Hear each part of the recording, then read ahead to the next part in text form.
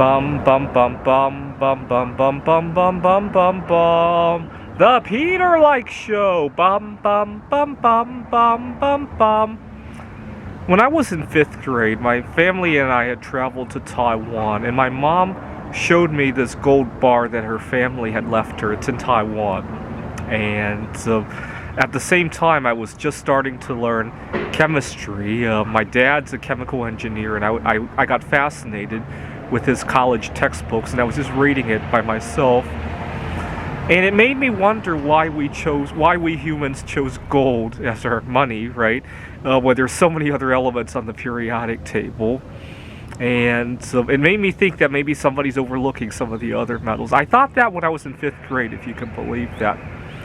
Another fascination of mine was that at the time, we only had about 108 or so elements. We hadn't pushed to, so I think today we have 118. And I was especially fascinated with whatever element was going to come below gold on the periodic table. I believe we now call it rhenium. At the time, we just had a 3-letter symbol for 111. I think it's UUU, right?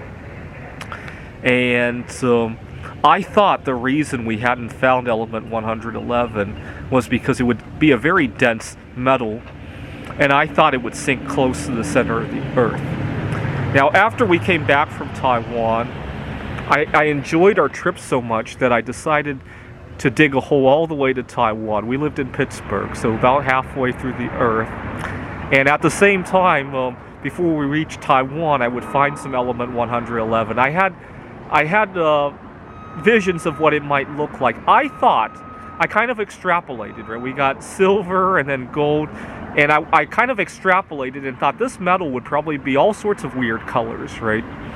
And I had fantasies about digging all the way to the center of the Earth and finding a huge nugget of element 111, right? I didn't understand radioactivity at the time, and also I didn't think about, even if element 111 were stable, it would probably be in a molten state if it were sinking to the center of the Earth, right? I really didn't think about that either, right? This was in 1998 when we made the trip.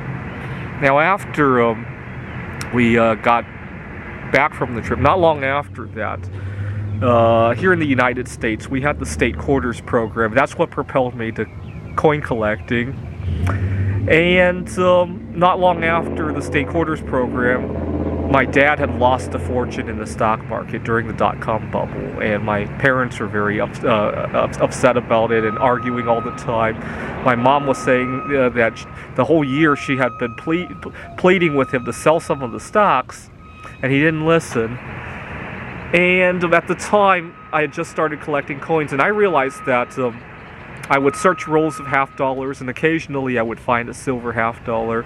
And the first time I found one, I did some reading about it, and I was really disappointed that they were only worth 60, 70 cents a coin. But on the flip side, I thought those were a very low-risk investment, right? You pay 60 to 70 cents for a silver $50, 40% silver $50. The most you could lose is 10 to 20 cents a coin, right? Like 20%, right?